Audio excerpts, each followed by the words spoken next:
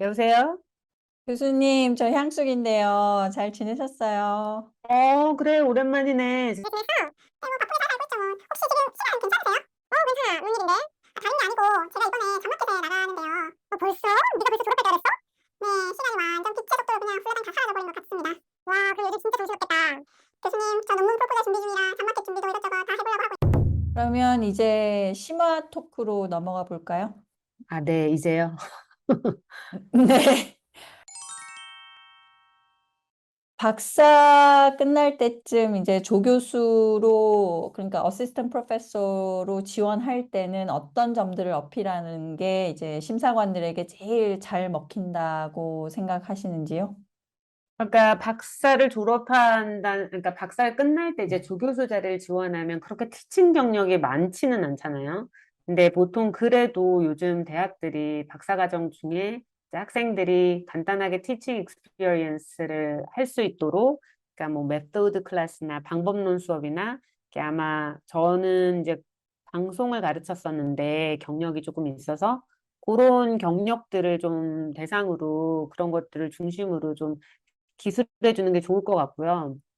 뭐 특히 티칭 스쿨이면 이렇게 자기가 어떤 티칭을 했는지, 그러니까 작은 경험이지만 그런 경험을 이렇게 에비던스로 증거로 조금 많이 얘기해 주면 좋을 것 같고, 리서치 스쿨이면 당연히 자기가 했던 연구들 이런 거에 성과를 좀 강조해 주는 게 중요한 것 같아요. 그러니까 예를 들면 저희 학교 지금 텍사스 주립대학의 경우 지금 10만 불 넘는 돈을 들여서 방송 스튜디오를 짓고 있거든요.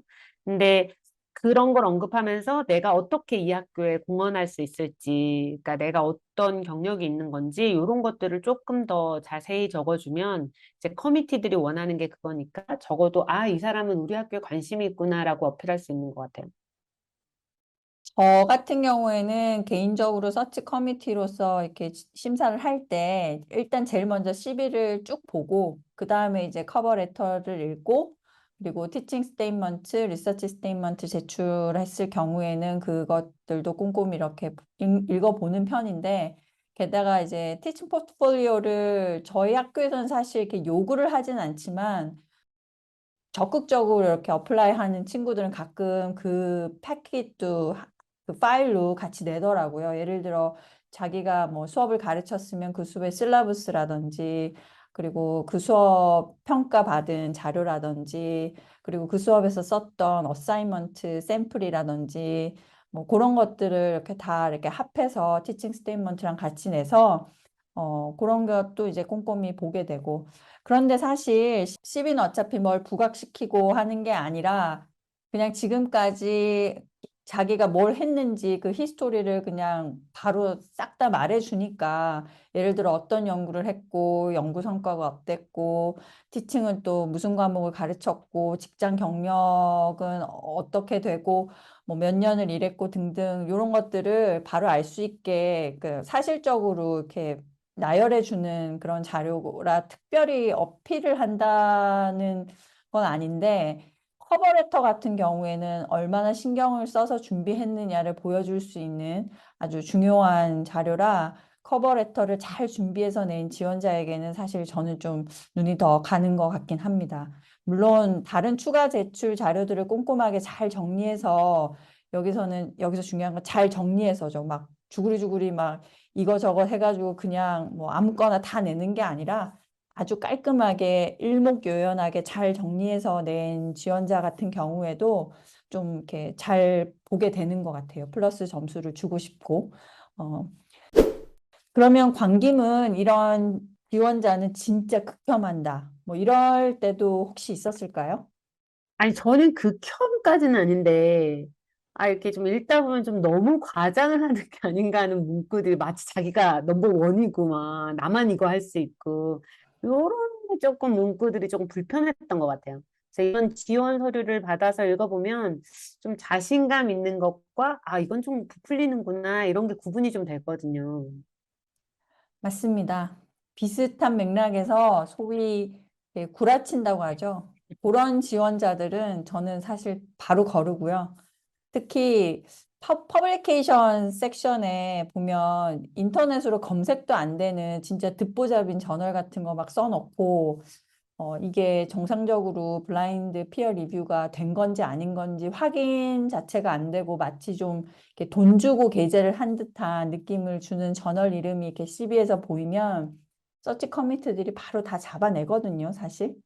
그쵸. 그런 건 없는 것보다 못한 역효과를 낸다고 생각을 하고, 어, 저는 개인적으로 그래서 무작정 지원을 한 느낌을 주는 그런 경우는 이렇게 좀 거르는 편인 것 같아요. 그리고 물론 저희 과는 나름 지원자 서류가 접수되면 일일이 다 리뷰하고 제출 서류 분야별로 이렇게 레이팅을 심사위원들 각자가 다 매기는 그런 루브릭 같은 거, 그런 거 써서 정량 심사를 딱 하는 편이라 제대로만 평가를 하다 보면 사실 이 정량 심사에서 그런 무념무상으로 막 마구잡이로 지원한 사람들은 점수 자체가 낮게 나오게 되더라고요. 지원하는 자리, 이제 포지션에 대한 정확한 파악, 그러니까 어떤 자리에 어떤 사람을 찾고 있는가, 그리고 지원한 학교에 대한 기본적인 지식 탑재가 이 커버레터에서 보이잖아요. 그리고 이제 DEI 스테이트먼트 이런 것들이 잘 보이면 아무래도 참 이 친구는 괜찮구나 하고 볼 수밖에 없죠. 이제 물론 기본적인 자질이 된 지원자에 한해서겠지만.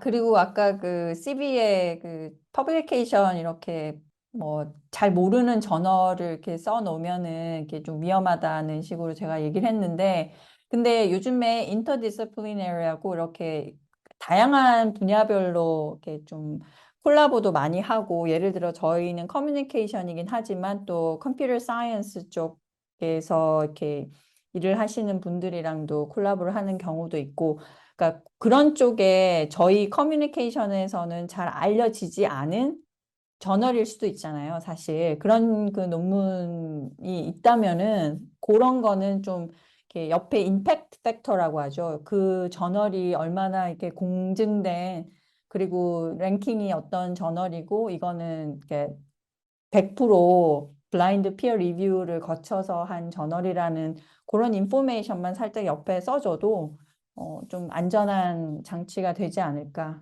생각합니다. 그리고 아까도 말씀드렸다시피 요즘에는 인터넷 검색하면 바로 나오고 구글 음. 스칼러에서 뭐 안 보이는 그런 아티클은 거의 없기 때문에 크게 걱정하실 건 아닐 것 같습니다. 그리고 처음에 잠깐 언급했는데 광김께서는 테뉴어를 받고 예전에 있던 학교에서 현재 학교로 옮기셨잖아요. 이때 네. 오픈 랭크로 지원을 할 때 특히 신경을 썼던 부분이 있었을까요? 저는 진짜 특별한 상황이었기 때문에 이게 정말 오픈랭크인지도 잘 모르고 우선은 포지션이 나랑 맞는가 거기에 좀 중점을 뒀고 사실은 뭐 얘하고 앞에서도 잠깐 얘기했지만 정말 급하게 학교를 나와야 되는 상황이었기 때문에 저는 이제 오픈랭크를 할지라도 혹시 어시스턴십이라도 나오게 되면 어시스턴 프로페서 자리라도 나오면 사실 저는 가려고 했었어요. 그러니까 몇 년 더 고생을 해서 다시 테뉴어를 받아야겠지만 사실 저한테는 그것보다 학교를 옮기는 게 더 중요했기 때문에 다시 이제 이 얘기로 돌아가서 저는 잡 디스크립션에 나와 있는 부분들을 좀 꼼꼼히 읽고 거기에 부분들에 내가 얼마나 잘할 수 있는지 내 경험을 바탕으로 커버 레터를 작성했던 것 같아요. 예를 들면 제 방송 분야에서는 이제 요즘 트렌드에 맞춰서 라이브 스트리밍 하는 사람을 많이 선호한다고 써 있었거든요. 근데 제가 다행히 그 뉴욕에서 학생들이랑 이제 트위치라고 게임을 하시는 분들은 많이 알겠는데 이제 소셜 미디어가 있어요. 게이머들을 위한. 거기에서 라이브 스트리밍을 게이머들이 많이 하고 있거든요. 근데 저희도 그 트위치를 이용해서 라이브 스트리밍을 몇 번 실험적으로 한 적이 있었어요. 그래서 다행히 그런 경험들이 있어서 그것들을 좀 충분히 특별히 좀 강조했었어요. 네, 정말 광김의 케이스는 특수 상황이었지만 기본적으로 교수 자리 지원하는 것 자체가 엄청난 스트레스잖아요. 다른 직업들도 마찬가지겠지만 워낙에 오프닝이 나는 포지션 숫자 자체가 너무 적고 그에 비해서는 경쟁하는 지원자 수는 엄청나게 많다 보니까 잡마켓에 나오시는 분들이 스트레스가 어마어마할 것이라고 생각합니다.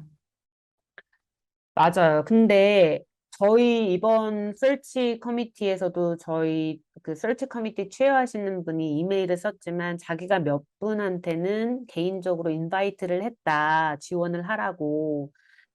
그리고 그 대신 저희들한테는 어떤 사람한테 인바이트를 했는지 객관적인 자료를 받아야 되기 때문에, 평가를 받아야 되기 때문에 알려주진 않았지만, 이렇게 인바이트를 해서 지원하는 경우도 있거든요. 근데 다시 말하면, 이렇게 포지션 오프닝하는 과에 누구 아는 사람이 있으면, 조금 더 내부 정보도 들을 수 있고, 혹시 좀 유리하지 않나? 이런 생각이 드는데, 이게 어디까지가 사실일까요?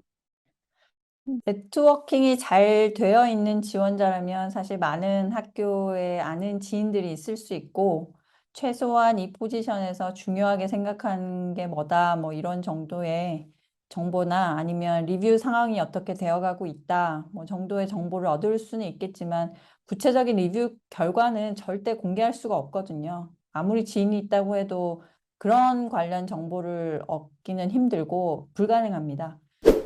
개인적으로 이제 궁금한 게 하나 있는데, 저희 과 같은 경우에는 동양 사람이 인도인 한 명 빼고는, 그리고 한국 사람은 아예 없고, 저희가 60명이 넘는 큰, 스쿨인데, 저희는 동양인이 거의 없거든요. 근데 홍김 같은 경우에는 지금 과에 한국 교수님들만 홍김을 포함해서 5명 정도잖아요. 그럼 한국 교수가 너무 많아갖고 더 이상 한국 교수는 뽑지 않을 것 같은데, 어떤가요? 저희는 전체 패컬티 숫자가 20명이 조금 넘는 걸로 알고 있고, 그리고 유닛이 2개로 나눠져 있습니다. 광고 PR 유닛과 저널리즘 유닛. 특히나 광고 PR 유닛에 이 5명의 한국인 교수님들이 저 포함해서 다 있거든요.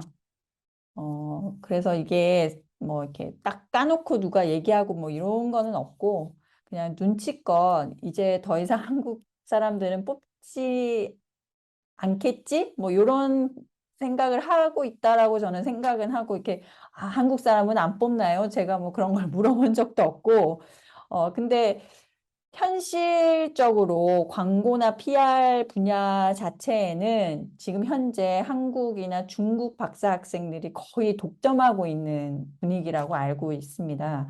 그리고 이제 컨퍼런스를 가보면 아시겠지만, 세션을 발표하는 사람들의 반 이상은 사실 에이전이거든요.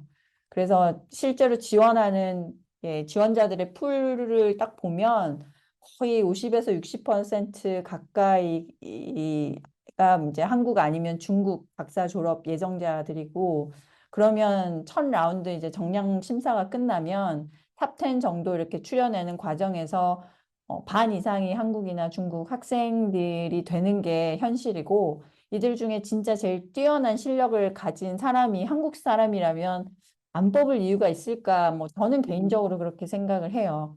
아시겠지만 뭐 인종이나 성별 혹은 나이로 차별 자체를 하면 안 된다고 알고 있고, 무조건 실력으로 평가를 해야 되는 게 사실이라, 그런데 제가 임용된 2015년 이후에는 사실 저희 과에 한국 지원자들이 꽤 있었음에도 불구하고 한 명도 이제 하이어는 되지 않았고요. 그리고 난 왜 자꾸 1차 서류 심사에서 떨어질까? 그런 고민이 계속 되시는 분들에게 꼭 해주고 싶은 말씀이 혹시 있을까요?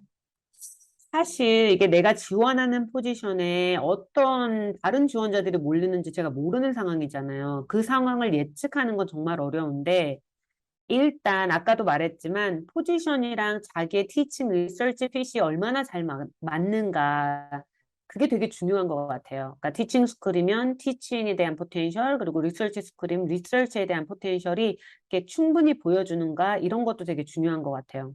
특히 이제 잡 디스크립션에서 특별히 더 선호하는 자격 조건에 내가 딱 맞는다. 뭐 아까 전에 말한 것처럼 라이브 스트리밍 방송을 학교가 원한다. 근데 내가 그런 경험을 했다. 그러면 조금 그 경험들을 잘 버무려 가지고 설명을 해주면 핏도 잘 맞고 이게 충분히 좋은 기대를 해볼 수는 있는 거죠. 근데 핏이 정말 잘 맞는 것 같다. 그리고 나도 준비도 정말 열심히 했다. 나는 이 자리에 진짜 딱인데 왜 안 되나? 이런 경우들이 많은데, 사실 같은 조건에 보면 요즘 진짜 스펙이 엄청 높아지고 있어요. 제가 지원했을 때보다 요즘 그 박사를 졸업해서 온 친구들은 저희 때는 논문 하나 정도면 굉장히 잘하는 거였는데 요즘은 진짜 막 논문이 어마어마하게 나오더라고요. 마치 어시스턴트에서 어소시에이트 그 평가 지원서를 보듯이 스펙이 너무 좋아지고 있기 때문에 사실 어떤 좋은 과정을 거친 것도 중요하지만 얼마만큼의 성과가 있는지도 요즘은 좀 많이 중요한 것 같아요. 맞습니다. 요즘 박사 학생들의 그 연구 실적을 보면 사실 저도 좀 많이 후달릴 때가 있거든요. 아, 이 친구들은 공부를 하면서 수업을 듣고 하면서 와, 저렇게까지 퍼포먼스를 보이다니 라면서 이렇게 좀 입이 떡 벌어지는 사람들도 꽤 있는데, 근데 이제 그런 분들도 있고, 또 이렇게 성실하게 조금씩 자기의 그 리서치 스펙트럼을 만들어가는 그런 캔디데이트도 있다고 알고 있기 때문에 너무 그 리서치 잘하는 사람들의 얘기만 듣고 이렇게 막 뭐 좌절한다거나 그럴 필요까지는 없는 것 같아요. 자, 오늘 에피소드 교수 지원할 때 꼭 챙겨야 하는 것들에 대한 이야기를 해봤는데요. 간단히 정리를 한번 하고 오늘 이야기를 마쳐볼까요? 자, 긴 얘기를 짧게 정리하자면, GP직이면 백전백승이다. 그러니까 그 학교와 포지션에 맞게 자신을 잘 어필하라. 그 생각해보면 학교가 랭킹이 높다고 해서 나를 안 뽑아주고, 랭킹이 낮다고 해서 나를 항상 뽑아주고 이런 건 아니거든요. 그러니까 저 같은 경우에는 오히려 랭킹이 낮은 학교에선 다 리젝을 먹었는데, 오히려 그것보다 훨씬 더 높은 학교에서 저를 받아줬거든요. 그러니까 그런 걸 생각해보면, 그 학교랑 나랑 얼마나 결혼처럼 제가 결혼은 안 해봐서 모르겠지만 얼마나 딱 맞는가 이게 되게 중요한 것 같아요. 그래서 적을 알고 즉 내가 이제 타겟팅하는 그 학교를 알고 그리고 그 학교에 맞춰서 나를 잘 어떻게 마케팅을 하는가 한다면 그러면 좀 특히 제가 잡시장에서 충분히 승산이 있다고 생각합니다. 그래서 정말 잡서치를 하고 지원하는 과정 하나하나가 스트레스인데요. 네, 저희들의 이런 경험들이 조금이나마 아주 조금이나마 도움이 되었으면 좋겠습니다. 네, 깔끔한 정리 감사드립니다. 그리고 그 이 학교의 자리를 잡는 그 과정을 결혼과 이렇게 비교를 하셨는데 제가 이렇게 리액션을 해드리고 싶은데 이것도 사실 저희 청취자분들께 살짝 말씀을 드리면 좋을 것 같은 게 저희가 줌으로 리코딩을 하다 보니 이렇게 서로 동시에 얘기를 하면 오디오가 이렇게 맞물려서 한 사람의 그 사운드가 안 들려요. 그래서 이제 그렇게 되면 오히려 그 오디오 퀄리티가 너무 떨어져서 저희들끼리 이렇게 리액션은 최소한으로 하자라고 이렇게 얘기를 해서 그런 거지. 너무 재밌는 상황에서 저 계속 웃음 참고 있는 그 상황들이 있었다는 거 말씀드리고 일단 오늘 에피소드 마감하면 좋을 것 같습니다. 네. 그럼 오늘도 저희 김 교수 둘의 시시콜콜한 이야기 들어주신 청취자 여러분들께 감사 인사 전하면서 저희는 이만 물러가겠습니다. 이번 한 주도 행복하시길 바랄게요. 감사합니다. 감사합니다.